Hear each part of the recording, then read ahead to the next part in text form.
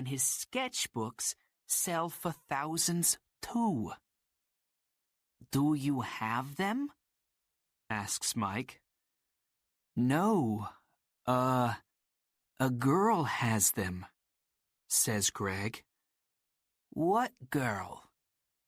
Asks Mike.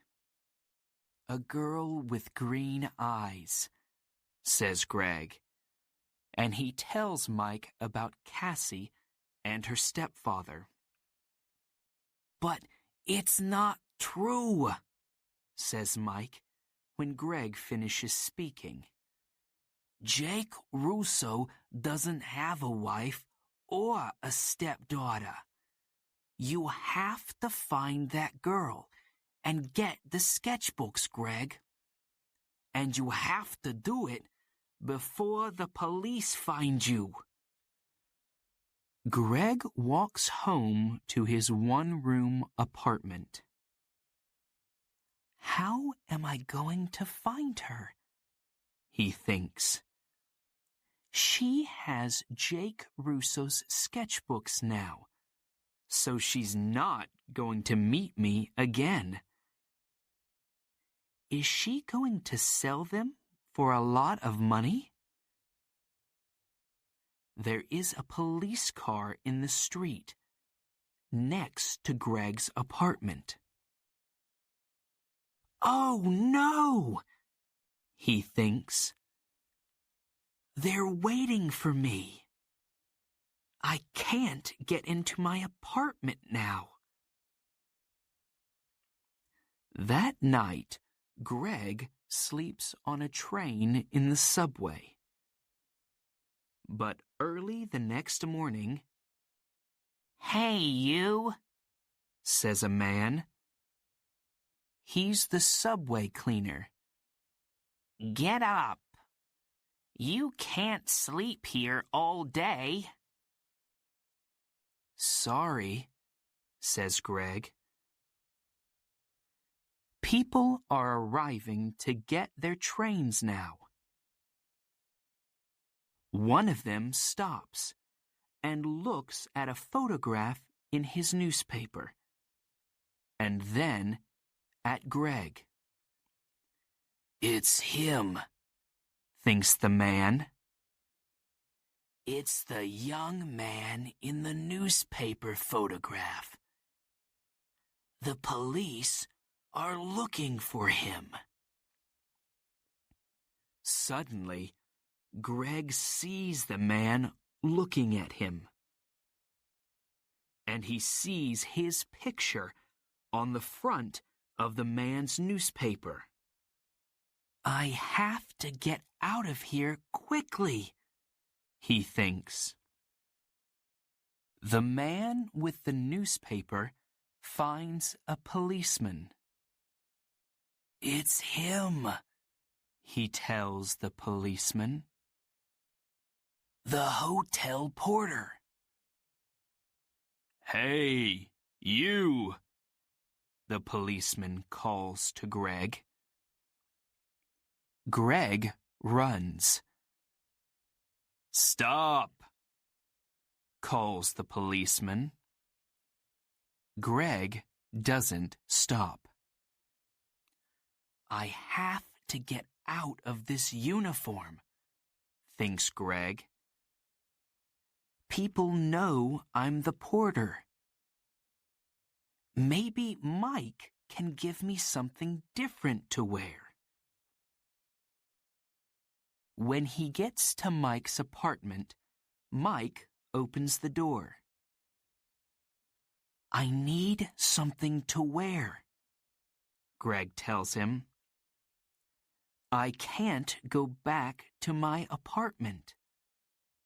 My picture's in the newspaper, and... Yes, I know, says Mike. It's okay. Come in. Where's the girl? Asks Mike. Do you know? No, says Greg. What can you remember about her? Says Mike. There must be something to help you find her. Yes, Greg says suddenly. Her key! A key to a room in the Dolphin Hotel. It's a small, cheap hotel near 42nd Street. She must be staying there. What's the time? Nearly 9 o'clock, says Mike. Maybe she's there now, says Greg. I have to go. Thanks, Mike. 20 minutes later, Greg is near the Dolphin Hotel. Am I too late? He thinks. Suddenly, Greg sees Cassie come out of the hotel. Cassie! He calls. Wait! I have to talk to you. Cassie sees him, but she doesn't stop. There is a car waiting for her. She says something to the driver and gets into it quickly. Oh no, says Greg. Pier 83, says an old man in the street. Greg looks at him. What? The girl is going to Pier 83, West 42nd Street, for the Circle Line boat, says the old man. Greg smiles. Thanks, he says. And he begins to run. Greg runs all the way to Pier 83. People are getting on to the boat, and he gets a ticket. On the boat, Greg looks for Cassie. But a woman with a newspaper is looking at him.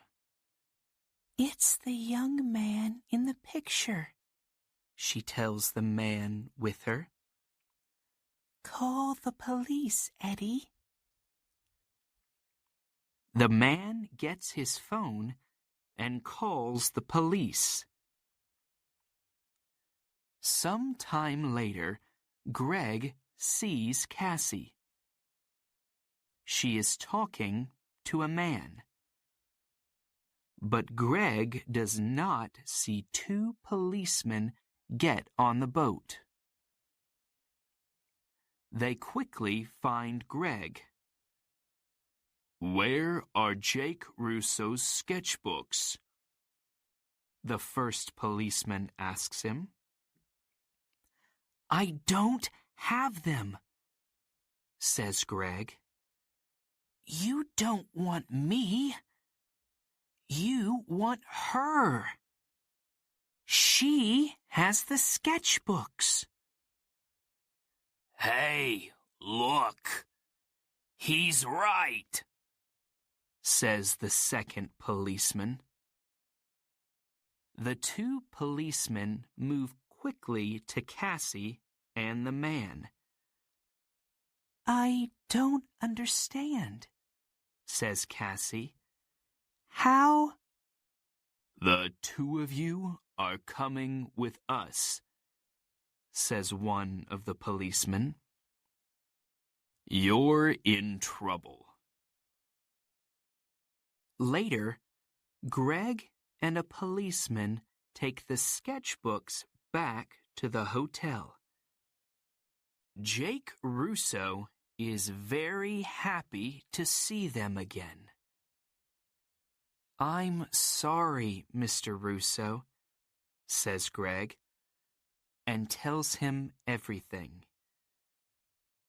It's okay, says the artist, smiling. But stay away from girls with beautiful green eyes.